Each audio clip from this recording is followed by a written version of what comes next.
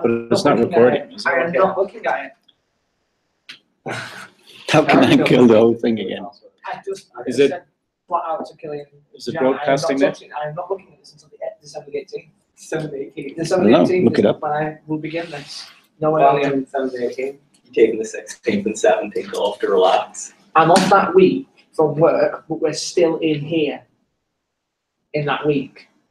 Yeah, live now.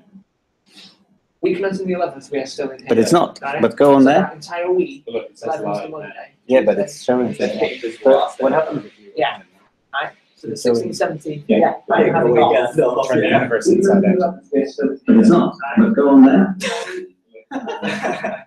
Trippy. Didn't last the entire Oh, you time. could do an infinite loop. Mm-hmm. Okay, well, you've both been reading it, so. Please. Okay, so this is the coursework for the unit. Yeah, 40%, I believe.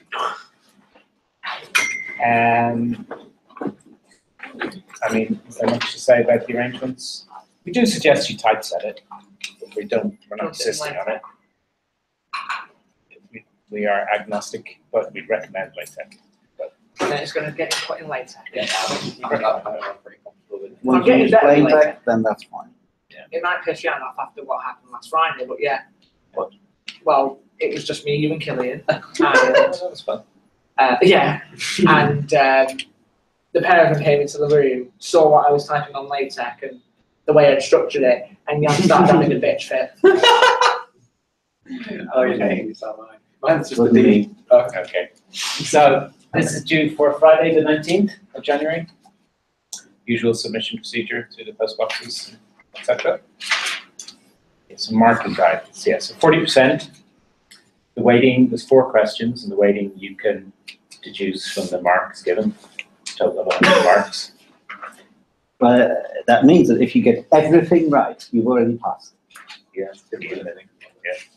Yeah. The chance of getting everything right is a slim issue.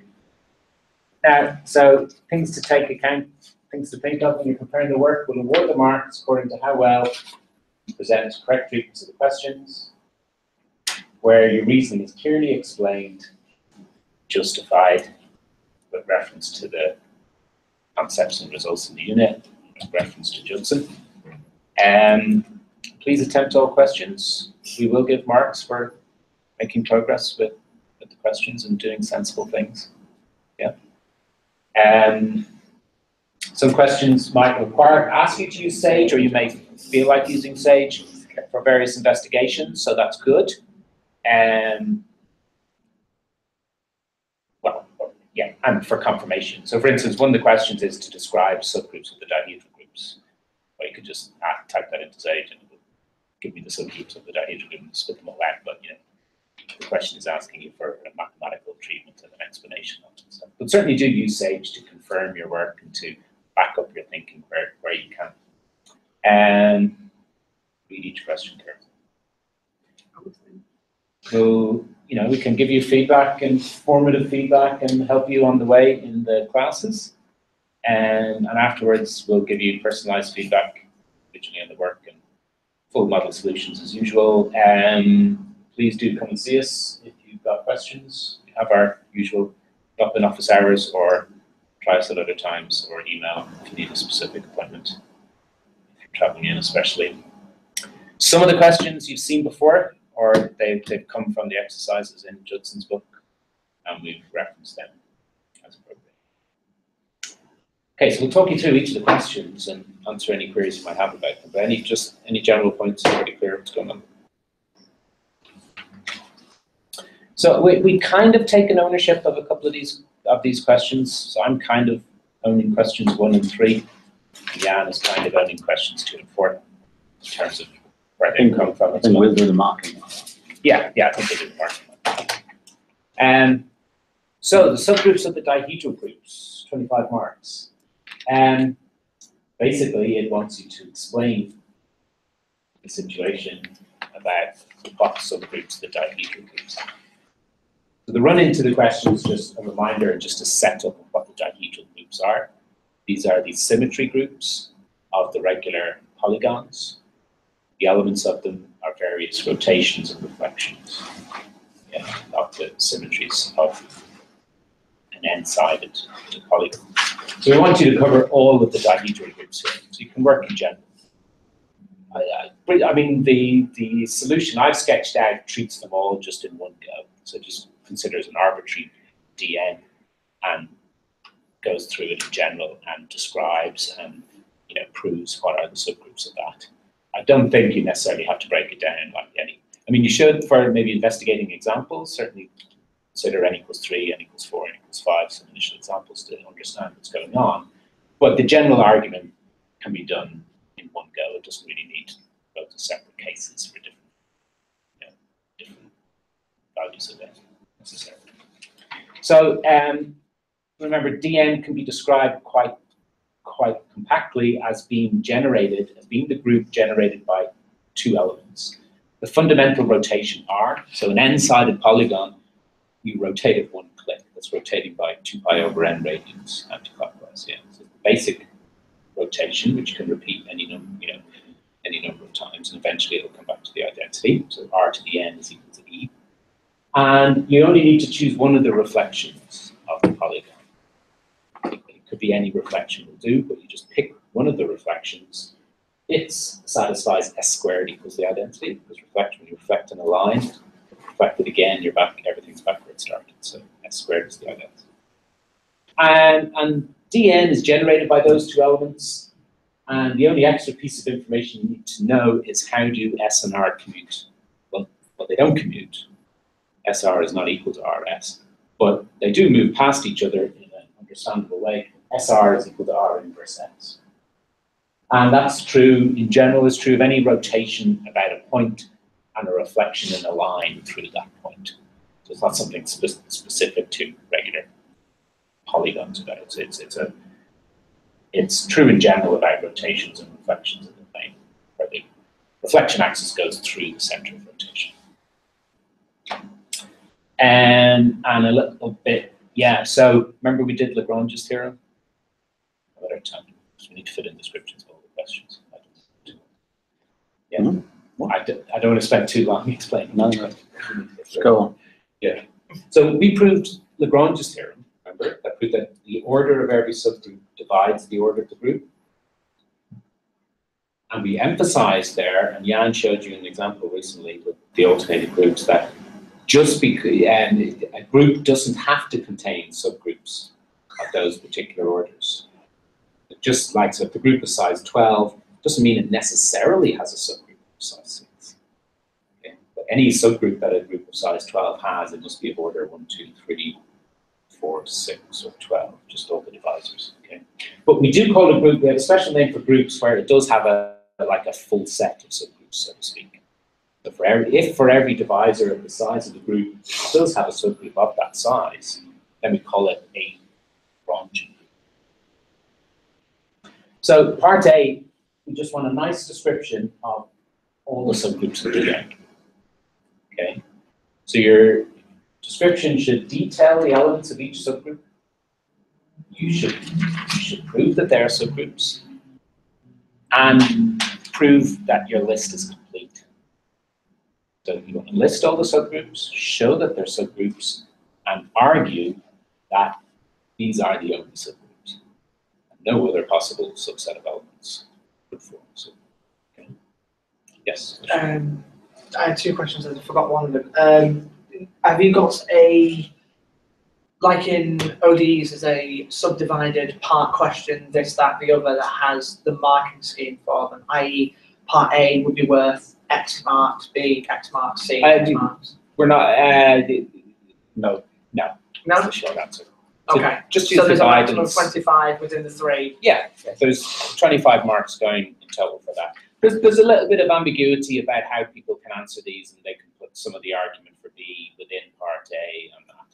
So A, B, and C are just the points that we want you to address. Does it clear within ODEs that there is a marking scheme of worth someone, let's say 3 marks, it only requires X amount of work, small amount of work, whereas something that requires 7, 8 marks clearly shows that we need more work. Yeah, no, but that's not necessarily the case in our one. I mean, Yeah. Why should the marks mean how much work is required? It can also consider like how important is this concept. Yeah. Okay. So Yeah. The For marks, example, when I was doing my undergraduate, if you didn't know a basic definition, you'd fail the exam, no matter what else you could do. But if you didn't know one of the fundamental definitions in analysis, then go and learn it. Mm. So it's not necessarily that the marks, to some extent, perhaps they reflect the amount of work that's needed, but to some extent they can also reflect how important we think these are, or to some extent we can also get strategic. Am I allowed to say it on the recording? We might get strategic and say, okay, that's an easy question, so we'll give a bit more marks, so everybody gets at least something, and then we can still distinguish how good people are, but we'll make it a bit easier perhaps. and I mean, the amount of Think about space, it takes, your answer takes up on the page doesn't necessarily correlate to the hardness of The quality versus getting the answer. quantity. Yeah, exactly. That's exactly what I was So trying there to might get. be a lot of puzzle solving involved in reaching, and seeing what the idea is, and then it might only take a little bit to actually describe that. So Also, you can have various ways how you come to the solution, and Yeah. then some of Yeah. them will be easy, and some of them will be long because tedious. Because the easy one uses some trick that But so- idea that you were able to find, but the others weren't. So it's kind of hard to judge. But yeah, there is a bit of I would advise you on, don't be so kind of micro concerned about the individual distribution of the marks. Look at what the questions are asking. I mean, we've gone to a lot of detail here about telling you what kind of details we want. And as long as you address all of those, you'll get a good mark. Right. Well, So- I mean, it's well, of course you want to know the marks, but then you want to learn the stuff. That's so you shouldn't be so concerned about them. If you can answer all the Well, that's questions, it, because you're they going are. to have full They marks. are I can- naturally very concerned. No, Yeah. it's, I mean, that's It's just that And we I'm not- understand that, but I'm not saying that obviously maximum effort will be put into one if it's worth more. I'm just saying that it's a nice sort of well, we almost relaxer to know that Yeah, it's yeah. worth that much. Okay, Therefore, put in that work. well, make some notes here. So in this first question, Question. parts A and C are the substantial parts. Right. I mean, you can tell part B says explain how your treatment confirms the fact that dihedral groups are Lagrangian. Well, you see, if you've described the subgroups in detail, it'll be clear what their orders are. Yeah. So it should just be a matter of simply checking that you've got a full set of subgroups of the required sizes for each divisor of the size of Dn. So B is a small. If you've answered part A, B is just a quick confirmation, kind of quick assertion based on what you've done in part A. So the substantial work there is in part A. And then a little bit of proving in part C. Part C asks you which of these subgroups are normal. So you've been learning about normal subgroups and the factor group construction. So if you don't know whether it's normal or not, you can go and say Yeah. tell you whether it's normal or not, but then you have to come up with an argument. Yeah, That confirms the yeah. Fact. And when you're dealing with the dihedral group, it really is, everything, the elements are either rotations or reflections. So very much considering the elements in those terms. Okay, yeah, we want to give a description to everything. So question 2, I'll let Jan take over. You skipped it. Yes, question 2. Question 2, in fact, is somehow similar. Yeah. Why? Well, it is. Well, this is Okay, so does everybody know what the tetrahedron is? Regular Four. tetrahedron. Four-sided. It's a four-sided something. Yeah, it's a three-dimensional object which has 4, what are they called? Equilateral? No. Yeah. Regular triangles, all sides the same. Equilateral.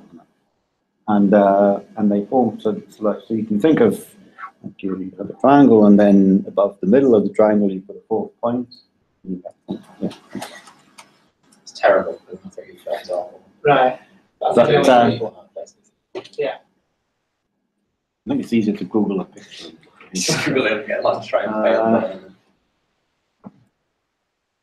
So if you remember, we did the dihedral group, and we mentioned the rotational symmetries of the cube. And this question asks you to describe the rotational symmetries of the regular tetrahedron. So things, you take the tetrahedron, and then you can do whatever you want with it, and you place it so that it takes exactly the same place in space as the original tetrahedron, and you've done some operation on it. You've rotated it somehow. So describe them. What you're not allowed to do is turn it inside out. Okay? Because turn it inside out, you could get. So this is what you're allowed to do with it. Wow. Okay. How do you describe them? Now, question B is really a hint, because you should be able to prove that the group of these symmetries is the same as the alternating group. So the group of all even permutations of 4 symbols, well, why 4? Because there are 4 vertices of the tetrahedron. Oh, yeah. So there's a few different, at least a couple of different ways of doing that. yeah, okay. And then part C is very talkative, but in fact what it wants is, again, to describe all subgroups of A4. And for each of them, say whether it's normal or not. And that's more straightforward because it's one particular group, A4, rather than a whole class of groups. So we had the theorem that the alternating groups are simple. Do you remember the assumption on N? Greater than or equal to 5. So it doesn't apply to A4. Now this question is interesting then, because you might wonder, we only proved it for 5 and more. Now why? Is it because we were not good enough to get the proof for 4 as well, or is it because it's not true for 4? So this is going to give you the answer, in case you were wondering. Why 5? So is A4 also simple, or does it have a non-trivial number? Yeah, that's it. No. Okay, so question 3 kind of belongs to me, so to speak. Now, okay, question 3. So this is one of the questions from Judson as well. Okay, looks like stuff, but all those bullet points are they're like describing a path of this argument, and you have to follow the path. And this is quite a nice result. So you're classifying all groups of order 2p. Okay. So yeah, so p is an odd prime, any odd prime. So 13. So how many groups are there of order 26? For any odd prime, 53. How many groups of order 106? Okay. You are going to answer all of these questions. Okay. And so how many groups are there of order 53?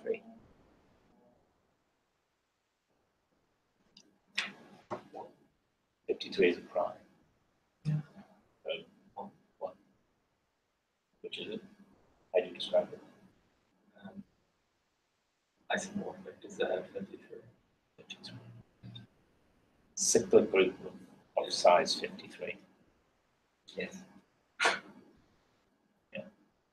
That was a theorem somewhere there. Yeah. Because Lagrange's theorem says the size of any subgroup divides the order. If you take one of the non-identity elements, it must generate some kind of cyclic subgroup. Just look at all the powers of that element. It's got at least 2 elements in it, it and the identity. Lagrange's theorem says the size of the cyclic subgroup has to divide 53. Only 53 divides 53 if you're greater than 2. So the cyclic subgroup generated by that element must be all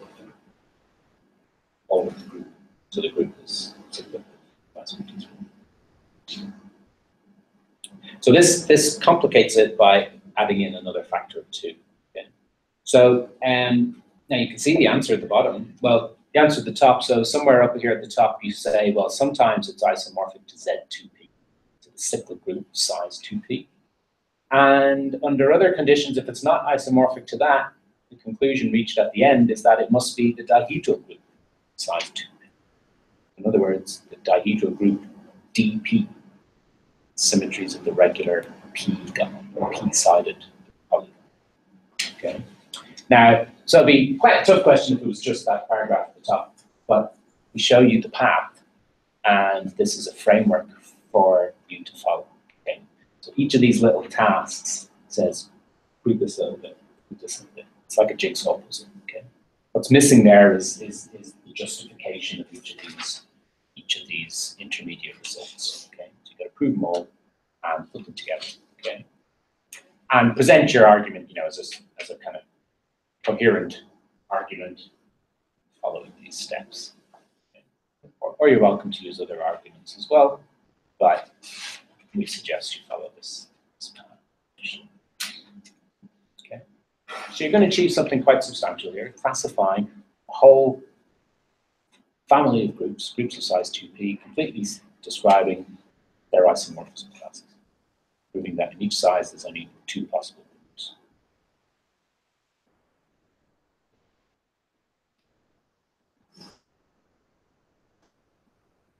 And Jan's is the final question.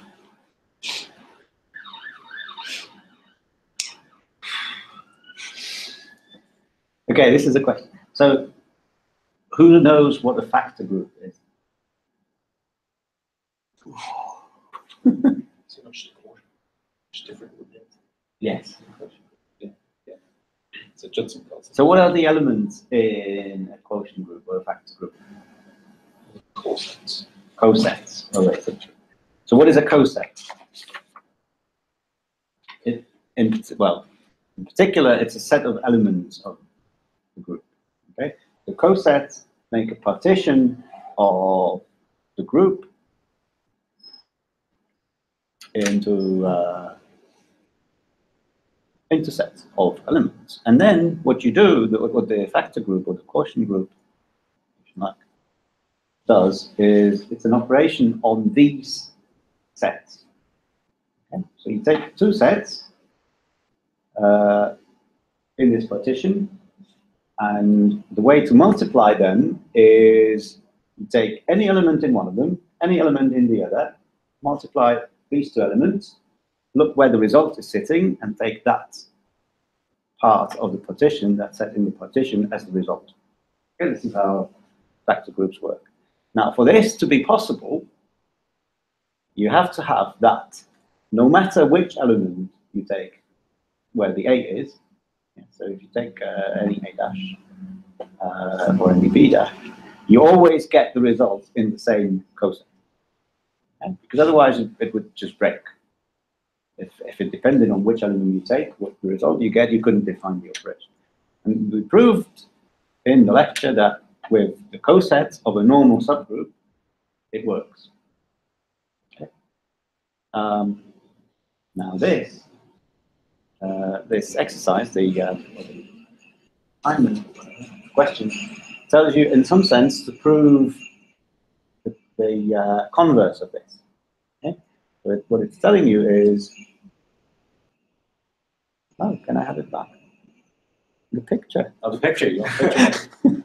Yeah. So it's telling you that if you partition any group into subsets like this, and they satisfy, no matter how you partition it, but it satisfies that condition that I've just been talking about, that the result of an operation on an element, you get the same set no matter what. So for products and for inverses, and yeah, that's it. That then this partition is into the cosets of a normal subgroup. So you can't do it in any other way than using cosets of a normal subgroup. So this is what you need to prove.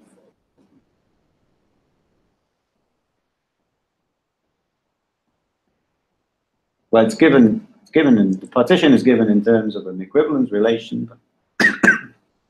Sorry, but you know, from first year probably fundamentals, but also from we covered it. the revision in the first week, that an equivalence relation and a partition of a set of from 2 different viewpoints. So it's talking about the congruence on on the group, and a congruence is defined as an equivalence relation that satisfies exactly this. So this is the definition of congruence, which is given in the question there. So if your partition has this property, it must be the partition arising cosets of a normal subgroup. We know the cosets of a normal subgroup satisfies this. This is going in the other direction. If you've got any partition which satisfies this, it couldn't have arisen through some other, Well, it has to be, it is a partition into the coset. So the normal subgroups really completely capture all the possible ways to do a factor a group like this.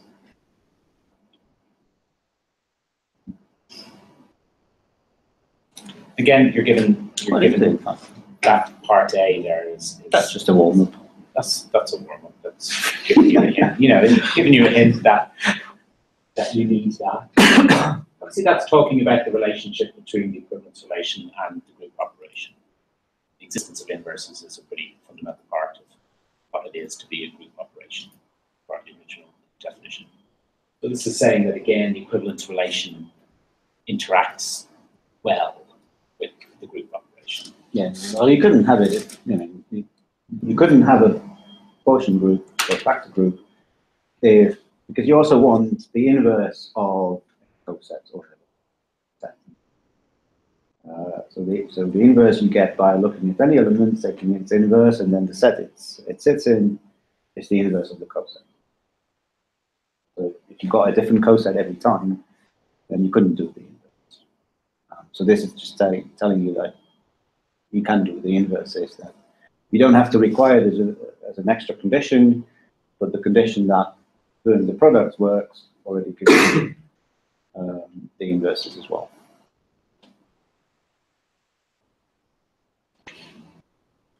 So those are the questions.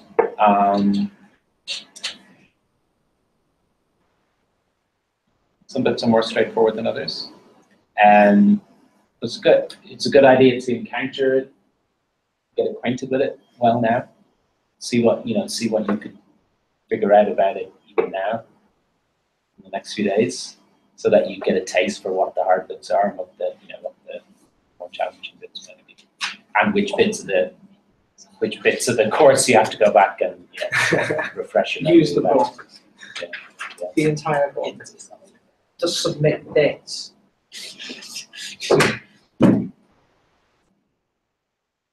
But we will support you in this. We will, if you're completely stuck, please speak to us about it, speak to each other about it. But the usual rule, the usual guidance applies about this. I mean, the way I normally describe it, discussing things over coffee is fine. That's you're learning about this stuff. Discussing, don't sit down beside each other as you're preparing your submission. That's a bit too close. But As long as we go coffee. As long as the coffee between the two things. It breaks coffee in the room. And Just don't give your final submission to anyone. Give it other than us. Oh right, Not even us. we don't trust ourselves. But any questions about it, or? When you say you'll give us support, will you walk my dog, do my shifts at work? Well, really what I mean is, You'll consider it. really what we mean is we'll engage in a little bit of Socratic dialogue with you. Meaning, I think that's code for. No, it means we'll help you articulate what the difficulties are, and so lead you to or point you in the direction of. For example, I do this. Shall I give an example? Yeah, go on. For example, I could give you an example of a Socratic question. For example, if I give you the cosets of a normal subgroup, can you tell me what the normal subgroup is? In this picture.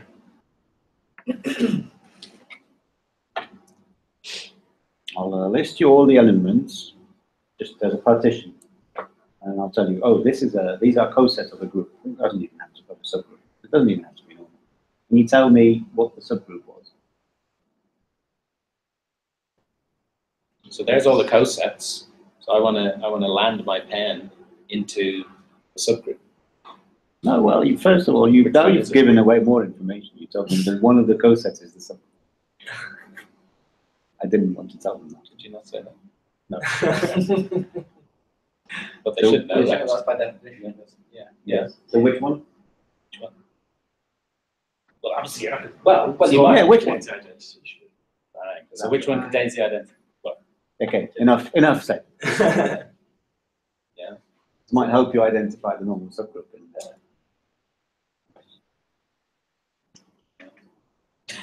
Shut up. Write everything down you said. Shut up.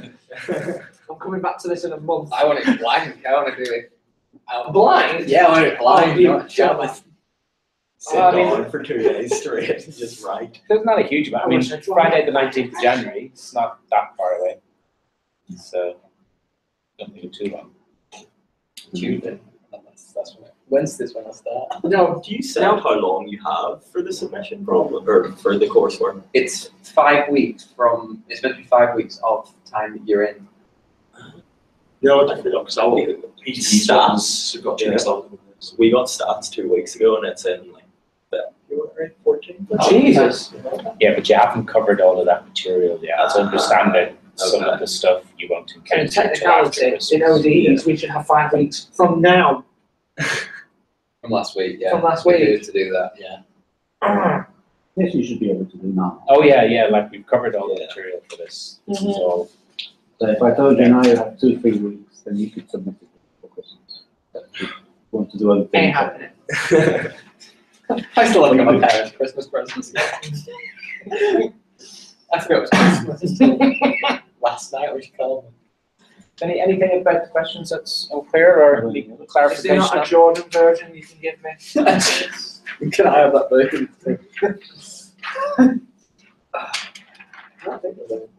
George, any questions? Yeah, this is during the week after all your first assignments. But you've already submitted. No, I've done 4. I need to submit the other 2. One of them is aggregate planning for the 3 bears, and the other one is the Ebola virus for Phillips, which I'll submit on Friday. Yes. Oh. I just remember Friday when you came in. Oh, and this, John John didn't realise you weren't one of this. Yeah, well, it's the fact that John went like, what are you working on? And I just went, Ebola. He was like, Okay, I'm keeping away from you. Okay, so can we use the remaining time for any other questions or? any way of getting into absolutely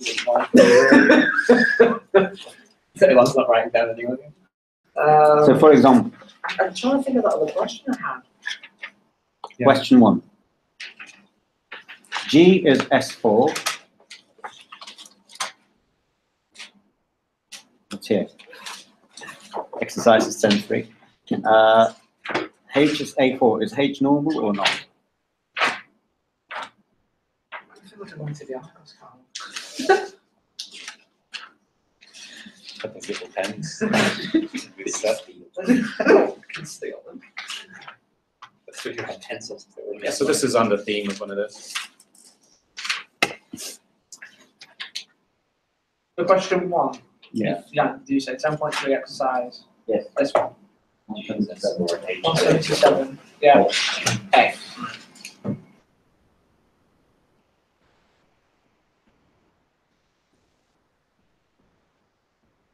Looks like a moron. Yeah.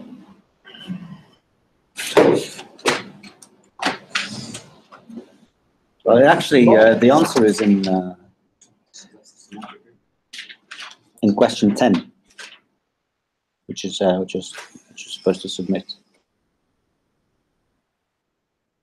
The answer is written in question 10. Yes. Question 10 says that any subgroup of index 2 is normal.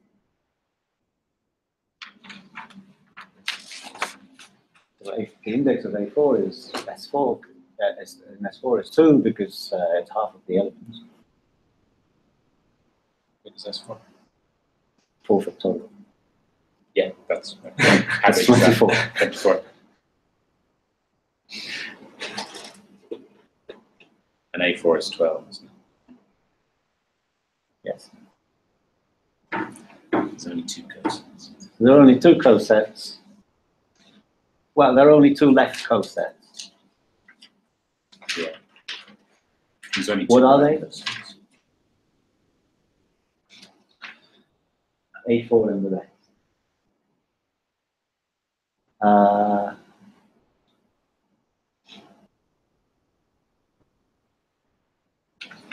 There are only 2 right cosets as well. What are they? Yeah, that's it. And that's one of the definitions of the normal subgroup of the left coset.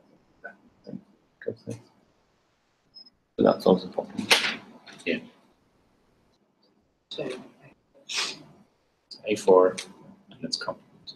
They're the 2 left cosets. And they have to be the 2 right cosets as well. Remember, the group itself is always a left and right coset. You can always say that for definite. The subgroup itself. That's the coset of the identity, and also the coset generated by any element from the subgroup. Pre-multiply everything by an element from the subgroup. It just permutes the elements within the subgroup. So we always know that the subgroup is a left and right coset. But if it's of index 2, there's only room for 1. In the course of proving the Lagrange's theorem, cosets always have the same number of elements as each other, as the subgroup. So it just has to be that this is a left and right coset. So you can say for every x in S4, xa4 equals a4x. Now that isn't saying that x commutes with every element. If you have an xy in here, if you have a y from A4 and you're looking at the product xy, it's not saying that that's going to be equal to yx. What it means in this case is there'll be another element from A4 that can multiply x on the left and it'll be equal to yx. So it's equality on the level of the cosets, not on the level of the individual elements. To realize. So what's the other one? G equals A5, crikey. G equals 6.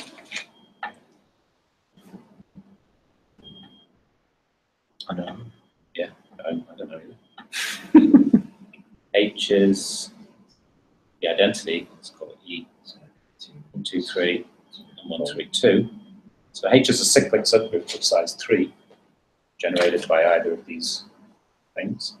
A5 is all the even permutations of 5 symbols.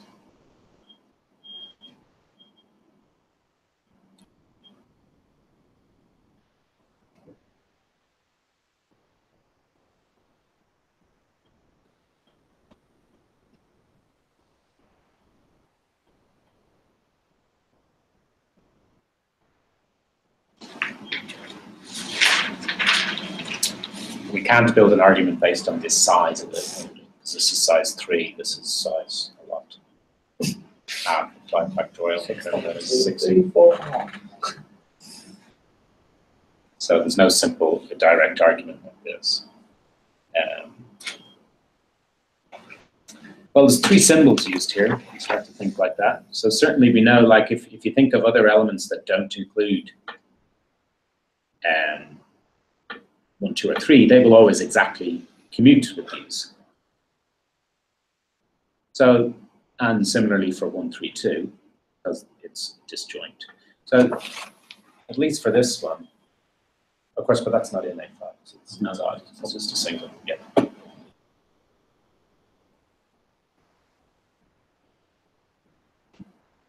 Okay, goes nowhere. Consideration. But it's true. It's true. Yeah. No, but it's that. Well, if A5 is all even permutations, that means it must be at least a product. Well, for instance, products of 2 products of 2 transpositions. No, my guess would be that it's not one. I don't know. Get out. Fine. I've got the joke. That moves. No, it's, do you not remember it was just me and the man? And You did something you with the pulled that donkey. question. You pulled the gun out your holster, as you usually say. Yeah. And the man was trying to do it systematically on his paper. And I was trying to do it in my head by looking at it on the board. And then Ilan turned to me, gave me the answer in his nice, coherent way. And I just looked at his sheet and just went, your bracket X looks like a butt. And everyone's done. Yeah. It's a little. Okay. If you make the X touch, it's like. Actually, not a big deal. Okay. 27 years old. So, I don't know. How do you think about this? We try to disprove it, don't you? Yeah. So one goes to. Search for examples. Wait, 2 goes to 1, goes to 2. Goes to 4, 4 goes to 2. Yeah.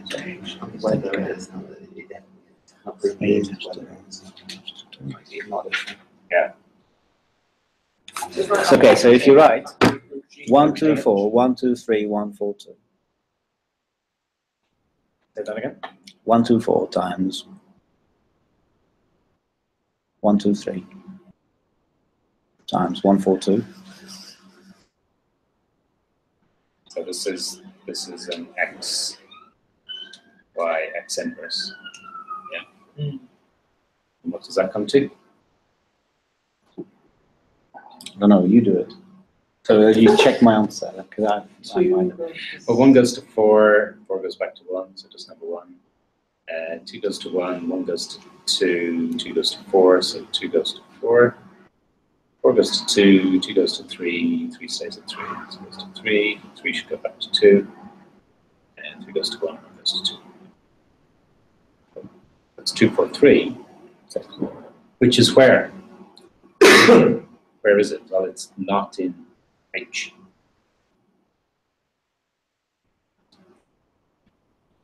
And Judson, page theorem. So theorem 10.3 gives us equivalent ways for thinking of normality. The subgroup N is normal in G.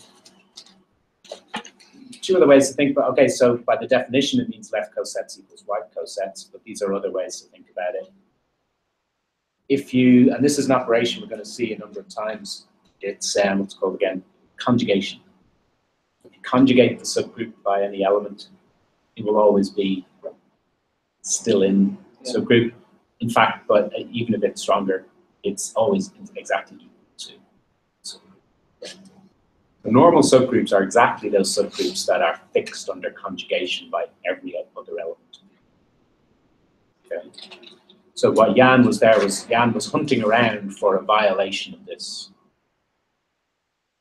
trying out conjugations of elements from the subgroup and trying to get one that lives outside the subgroup. And then that proves it isn't normal because these are equivalent statements. So we conjugated Y, one of the elements from H by 1, 2, 4.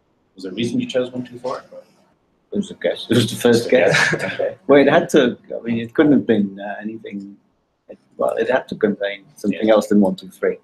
Because So probably any 3 cycle apart from one of these, I would say, probably works.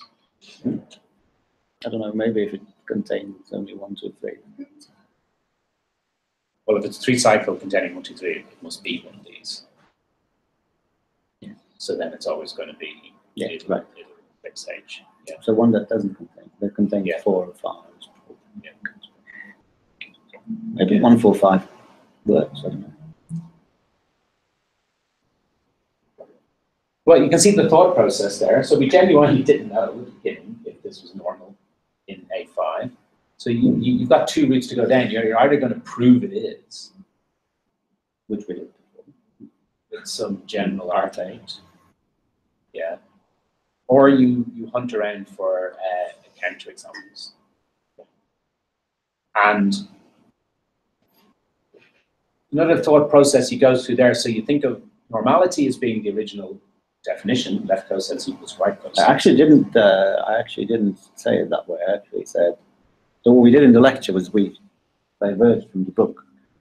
Because we started by saying, I started by saying we've got these three equivalent statements and proved that they were equivalent before saying anything about normal subgroups. And I said, well, a subgroup that satisfies these three, or any of them, because they're equivalent, is a normal subgroup. So to me, it's not like that one is normality and the other ones are just equivalent descriptions, but to me, they're just as good as the other one. So, yeah.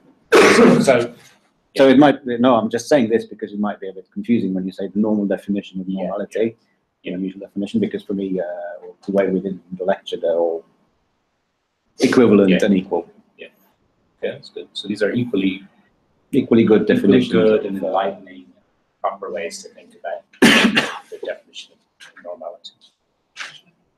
Something comes up in a similar thing comes up in number theory, which I'm teaching to the second year students at the moment. So the normal definition of a prime is it's a number bigger than 1 with only 2 factors itself.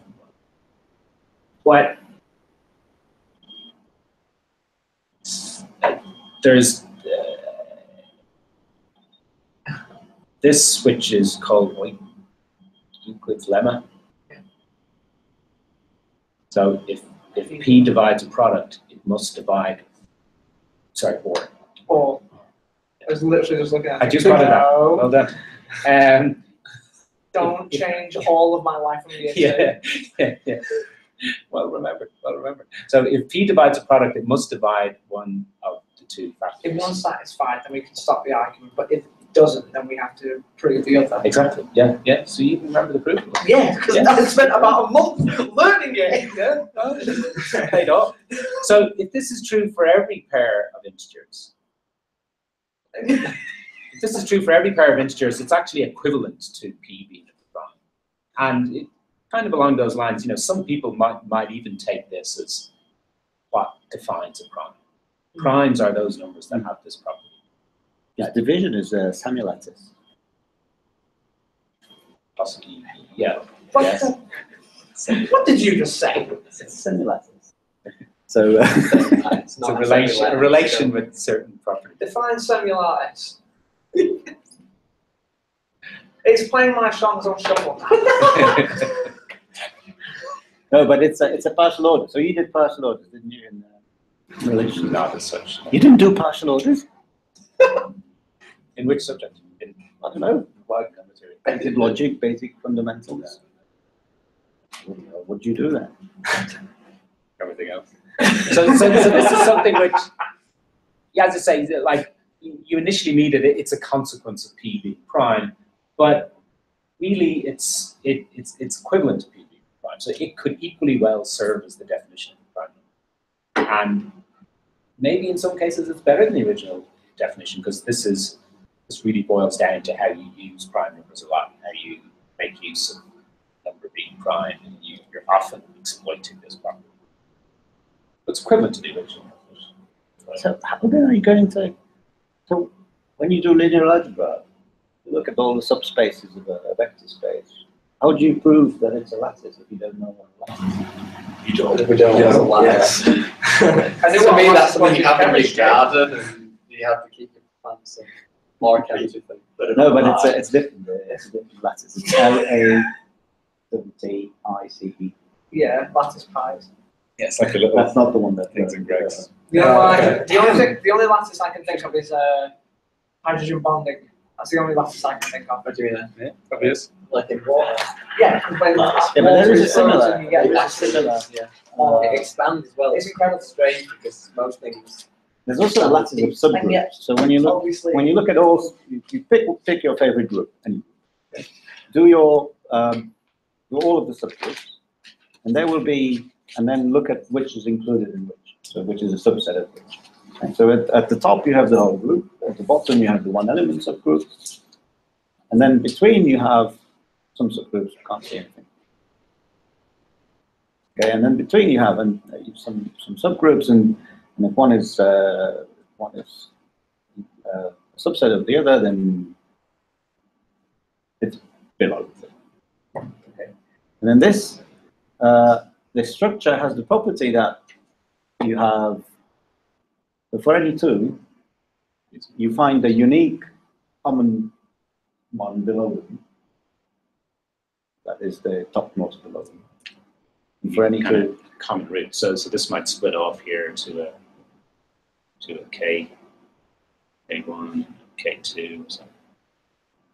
But if you look at K2 and H3, for example, then they only have H2, which is below both of them, and above everything that's below both of them. Yeah. It's the same with when you look at an ordering by divisibility, you have these least common multiples, greatest common divisors. Greatest common divisors. Depending on which way you draw it. Yeah. And you'll have one at the bottom because one divides everything. And all the primes are just the second layer of the prime. There's nothing between the prime and the bottom. And then you build, so for example, 6 will be above 2 and 3. And so what is on top is the least common multiple, and what is the common element below is the greatest common divisor. So that's this structure. And the thing below is called the infimum, or the mean of these two elements, and it's above is the supremum of these two elements, because that's what it is. So you have the same structure in the groups. It's a lattice, and the same structure for integers with respect to divisibility. That's a lattice. And, what else? It's quite common. And out of time. Okay, we've got to finish.